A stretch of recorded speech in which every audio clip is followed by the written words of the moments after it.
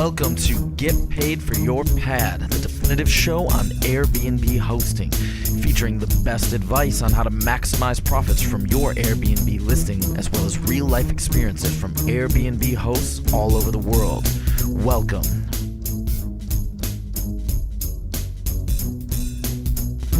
Get paid for your pad. Get paid for your pad. Get paid for your pad. Get paid for your pad. Get paid for your pad. Get paid for your pad. This episode is brought to you by Hostfully, a company that helps you make beautiful guidebooks for your listing.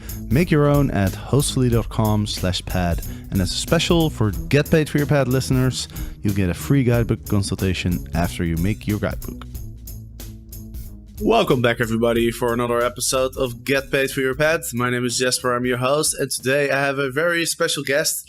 His name is Walter McCormick, and he is a laid-back IT guy, but also Airbnb host of the Ohio City Getaway.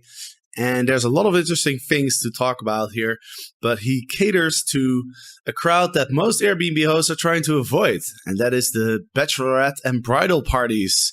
And his Airbnb is a house, an 1855 house in the city of Cleveland, Ohio. So lots of interesting stuff to talk about. Walter, I'm very excited to chat to you. Welcome to the show. Hey, Jasper. It's good to be here. Thanks for having me, and excited that we finally were able to make this happen. Absolutely.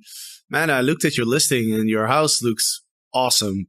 Can you share a little bit about the story of this amazing property? Absolutely, and thank you. This house was built in beautiful Ohio City back in 1855, and the house was, one of the first houses built in Ohio City. It's very historic city, all the way back to when there was horse and carriages. You can kind of walk the city streets of Ohio City and still see reminiscences of, the times before and the days before. This house has beautiful exposed brick throughout. It just has so many pieces of charm. And, when I first moved into this place, I said, okay, this is a different place. This is special. So, the house is in the middle of Ohio City. So Ohio City is on the west side of Cleveland, Ohio. And it is about 5 minutes from the heart of downtown Cleveland. So this is the best location, I think, in the city. You're 15 minutes from the major airport. You're 5 minutes from downtown where all the action is. And you're nestled in a historic part of Cleveland. It's just a great location, and the house has been nothing but a delight for me. And it turns out that my guests have been pretty excited about their stay and their experience as well. And you're renting this out as an entire house, right? Yes. So the access to the house actually has two sides to it. And the one side is the side that I focus primarily on making it for Airbnb. The other side of the house, actually at this moment, is being worked on to open that side up for Airbnb as well. I actually have some folks staying on that side come December. We have a large football trip that's coming. So it's a sizable house. This side is about 2,300 square feet, and just tremendous access to outside. Has a great backyard, enclosed patio, rooftop patio, which actually overlooks downtown Cleveland and Ohio City. It's just a fantastic place to be. You kind of come in here and you feel like you're away from the world, yet you're in the center of the world here in Cleveland. So it's awesome. Great. And you're also a super host. I was checking out some of the reviews, and they're all 5 stars. Everybody is raving about your place. And what I'm really interested in is to hear the story of how did you get into catering to the bridal and the bachelorette and the bachelor parties. Because that's really the crowd that most people are trying to avoid. People usually they don't want to have parties at their place, and you've chosen to cater specifically to this crowd, which can be a very, very smart move, of course. If nobody else is catering to them, then there's a market, right? Absolutely. There's definitely a market for it, and I'm going to tell you that I'm finally a superhost. I worked very hard to get that designation, and I've had many conversations with Airbnb about my eligibility and how close am I, and you monitor the progress, and you really look for that. That's very important for me to achieve that. So I'm happy I'm there. Yeah, the bachelorette and bridal party, bachelor pad, bachelor clientele. It's really interesting how that happened. I started this just in June of this year, 2017. And I think it was the third week of June I started. And I was just trying to see what would happen. This is a beautiful place. I kind of designed it and furnished the inside to meet what I thought what people would be desirable to their eye. And people just came, and I quite honestly was not prepared for the demand. But in July, something really interesting happened. I started getting an abundance of requests for people who want to have bachelor parties here, bachelorette parties. And I really had to think about that for a moment because, you kind of look at that from several perspectives. Just like you said, okay, this is not the most desirable crowd. We don't really want party goers in your house because, as we mentioned, it's a historic house. It's actually on the City of Cleveland Historical Homes list. So you kind of want to keep everything intact. You don't want people to just be partying inside of your house. At the same time, the opportunity, as you alluded to have a business model that now focuses in on a very niche group. And the bachelorette and bachelor parties and the bridal dinner parties, everything that comes with that, it's very, very promising. There's a lot of opportunities in it. So I started getting these requests, and I wasn't quite sure what to do. And I just charged people whatever I had listed, whatever price I had listed. I didn't charge anybody anything extra. I was just happy to get people in. And I started getting 3, 4, 5, 6. And then now I'm up to 30 bachelorette parties that I've had here. And it's been fantastic. I've had no problems. People have been very respectful. But I think a lot of that comes, when you host a place, you have to have very specific house rules, and you have to kind of design the house to provide a great experience. But also you kind of have to, I guess you can say you're kind of like a parent. You kind of have to keep the toys out the way of the kids so that they don't injure themselves or so that they don't get themselves in some mischief. So yeah, it's been fantastic. And because it's been so successful, I actually just entered into a fantastic partnership with the Knot. And the Knot is a company in which it's the largest in the United States, kind of like an online one-stop shop for bridal preparation. And in the Cleveland area, there are 19,000 registered brides. So you can imagine having my place on their storefront page, only sharing it with a few others in the area. It's a tremendous business opportunity, but also you can't have success. You can't be a superhost unless you actually care about the experience of your guests. So, I mean, the money is fantastic, but it's really all about being able to create a memorable experience. And that's what I try to do.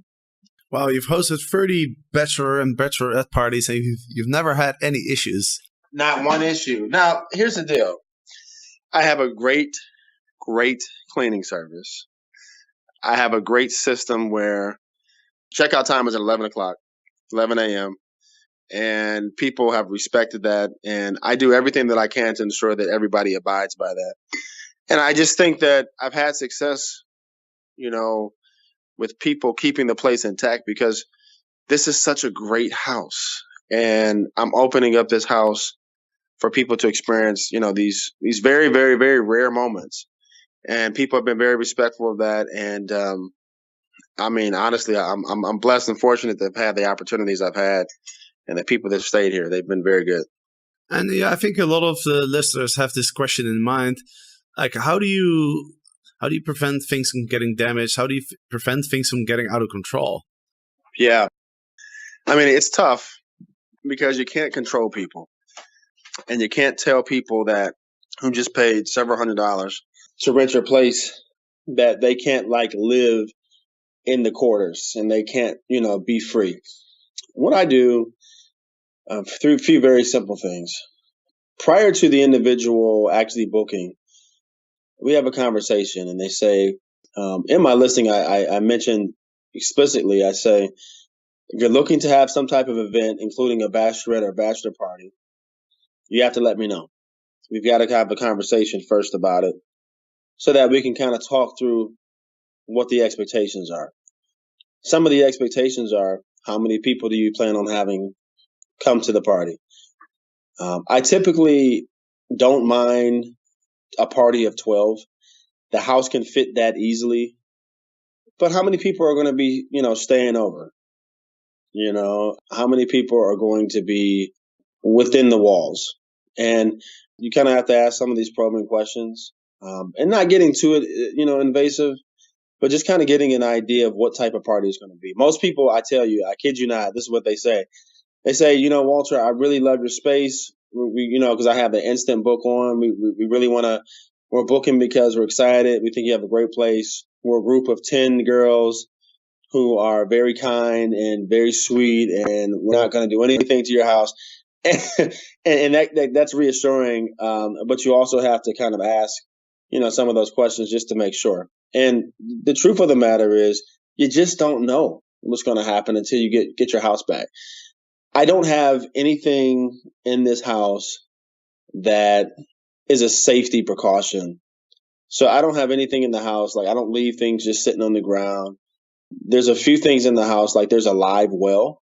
So it's like we actually have a well room in the house, and there's a glass on that. I state, very specifically not to lift the glass. Just be an adult, just be responsible, just be respectful.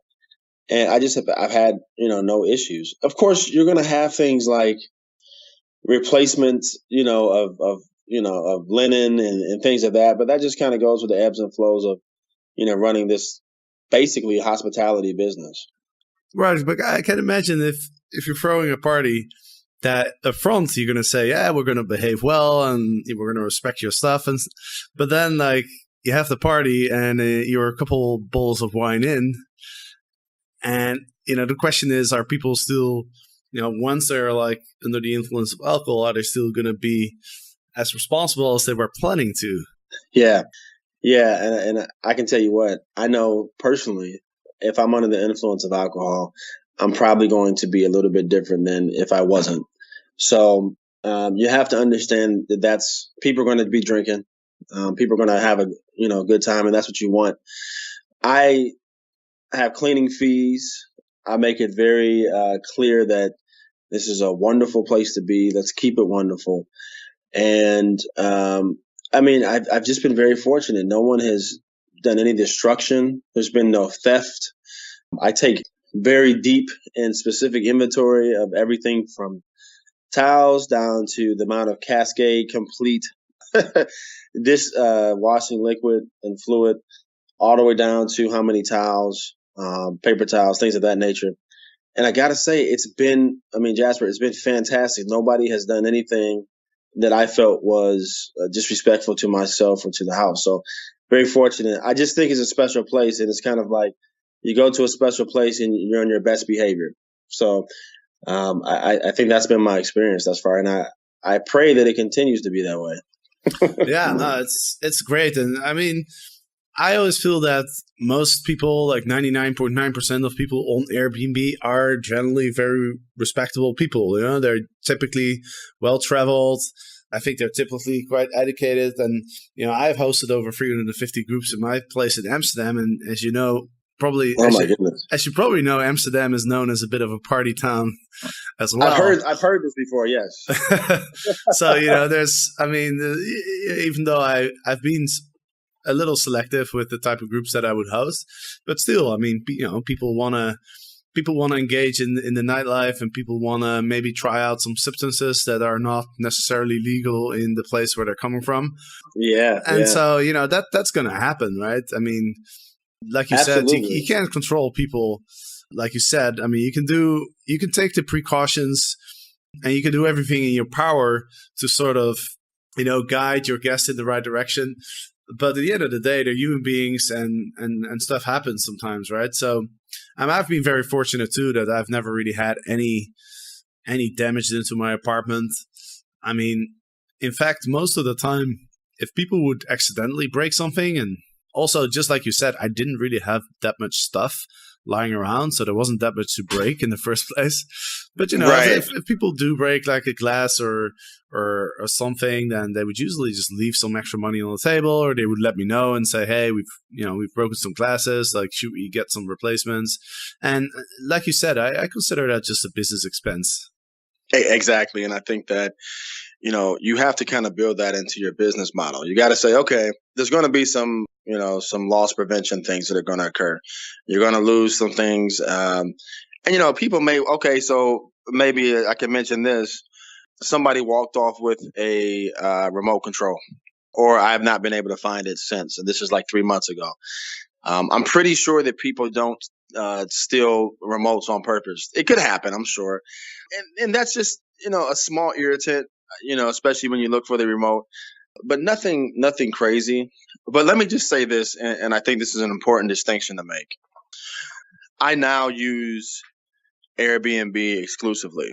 And for a period of 3 months, I use Airbnb and a few other of the competitors, the other Airbnb competitors. And I will tell you that I had no problems on TripAdvisor. I had a couple of people from TripAdvisor, but I had some folks, and I'm not going to name the company, stay from this one particular very large competitor of Airbnb. And I will say that they were probably the most challenging guest. I've had almost zero problems with anybody from Airbnb, but this other service, I had a few issues.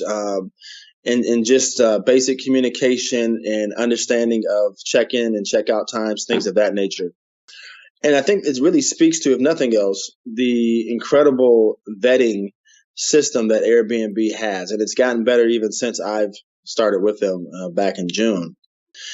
Airbnb has actually turned away people from my place. I've actually received bookings from someone. Their booking was confirmed, and Airbnb backed it out of the system because after further, I guess, deep dive into that individual's past history or whatever, they found them not to be suitable to rent. So I think, as a person who works in information security, I certainly appreciate that. And a lot of times that will keep the right people in your place and the wrong people away. These vetting systems that Airbnb has. I've also had people come through who, after a conversation, they'll ask me, they'll say, "Hey, I got a lot of requests for people on Halloween who wanted to have Halloween parties. And they wanted 50, 60 people in this house." And I just said, no. I said, I'm not going to do it. I'm not going to do it. And if I do it, you're not going to like the price. So, there are things like that can be done with the combination of the Airbnb vetting system, just some common sense on our part as hosts, and just some intuition of the person that's, renting your place. I think you prevent those type of issues from happening. But with all that being said, you just never know. Host, I can't emphasize how important it is to share recommendations of things to do or eat near your listing beforehand. Your guests won't have to go through TripAdvisor, Foursquare or Yelp. They won't have to scratch their head and think about possible places right in the moment. I've been using Hostfully to create an online and printable guidebook to show my guests my favorite coffee places in Amsterdam. They use my recommendations and I'm getting fewer questions from my guests as a result. I've also included screenshots of my guidebook on my Airbnb listing as a way to differentiate my listing from others. So make your own guidebook at hostfully.com/pad. Yeah, I'm curious. So your house can host up to 12 guests.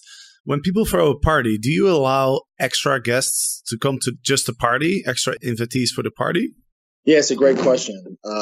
So what I have now is I say that I can sleep comfortably 10 people. And that's growing because I'm finding more innovative furniture as we go to sleep more people. But yeah, so I had a guy stay. He had 10 couples. And what I did was I just charged an additional fee for every person. I think at that time it was like $50 per additional person. And I think that Airbnb caps it at a certain point. So I'll actually charge for circumstances like that where it's just going to be a lot of people in the house, or more than I would say 12 people. I'll charge an event fee or some type of fee that will cover, the additional traffic. I think what people sometimes don't understand and don't realize, and I think prior to me getting involved with the hosting piece of Airbnb of a property, is that, the more people you have in a house, the more wear and tear on that house, the more potential and risk that's involved. So you have to be compensated for that, just in case something happens. So yeah, I do have an additional fee for additional folks after 10 people typically. And if you want to have an event, you can definitely have an event, but there's no DJs. There's respect to the neighborhood, but you can certainly have an event. We just have to work out those details to make sure everybody's covered. Right. So you're saying 10 couples, that's 20 people. And did all of those people sleep at your house, or did some of them sleep somewhere else? Amazingly, they all slept at the house. And the individual who set everything up, we spoke afterwards, and he said, we love your house. You have a great place. Clearly, I don't have 20 beds, but they made it work. I have several air mattresses, queen size. I have, like I said, I'm getting more unique furniture all the time, and they made it work, and it was very interesting. And they just stayed a night, and that's the other thing, though. I don't have a 2-night minimum. My philosophy on that is everybody should have an opportunity to be able to stay one night. So if you want to stay one night, I'm not going to turn you away because I want you to stay for 2 nights. And I think that I've probably received a significant amount of business, probably comparatively to the folks in this neighborhood who also do Airbnb, because I don't have a 2-night minimum. And so I allow people to come stay, and it kind of provides people who have unique circumstances as a large party like that to be able to find a place at the last minute a lot of times, because I'm pretty flexible. So it's helped the traffic a lot. Yeah, that makes a lot of sense. Wow. It's great to hear your story. And I think it's really important as Airbnb is getting bigger and bigger and more hosts are starting on Airbnb. You have to find a way to stand out from other Airbnb hosts. You have to find a niche. You have to find a niche within the Airbnb community, right? You have to know who you're catering to. You have to know who is your audience. And oftentimes I think that when you start on Airbnb, you're just not quite sure what that audience is, or who are those people that would love your place. And I think your case is a really good example where you started out, you probably didn't really have a very strong expectation about what would happen. And you found out that these bachelor's parties, that your house is very suitable for it. And that's how you find your niche. And now you're being very successful at it. I agree. And I'm going to tell you that I researched Airbnb for about a year prior to doing it. And I was looking at this neighborhood and I said, there's something that's missing. I kind of looked at it from a business perspective and said, okay, well, if a 1-bedroom loft that's okay, pretty cool, not great, not amazing, with regular furniture, nothing exciting, nothing exquisite. There's no Warhols on the wall. There's no, Tiffany's on the glass or anything like that. I said, if they're making maybe $200 or $100 a night, I said, well, what can you do with a unique house that does have some Tiffany, that does have some really cool gems in it and unique fixtures, and you add a little bit of love to it? What could that do? And when I finally decided to say, okay, I'm going to pull the trigger and actually do this, I did have an expectation that I would have traffic. I had no idea that the traffic would be the amount that has been. And I certainly, as you stated, had no idea that the bachelorette and bridal realm would be descending upon my house at such high frequency. So, I mean, it's been wonderful. It's been really fantastic. But if I could just offer some insights and some maybe tips to other folks who are looking to do Airbnb, look at your neighborhood and look at what the neighborhood's missing. And you said it, Jasper. You said, you have to figure out how to stand out, and you want to stand out the right way. And one of the things that I did was I had a title for a long time. Well, for the first 2.5 months, the title of the Airbnb was "The Private Rooftop is Only the Beginning." And that drew people. I mean, people like, oh, that's so cool. The private rooftop, that's sweet. But then what happens is it gets colder and the rooftop isn't really the number one seller. And you have to, it's not really speaking to the rest of the house. Speaking from an IPO type of deal, not IPO, but you're doing some searches, a Google search, and you type in the private rooftop, you're probably not going to hit that a lot of the time. So I changed the name to the Ohio City Getaway because number one, the Ohio City is the city. When people type in Getaway, that pulls so many hits.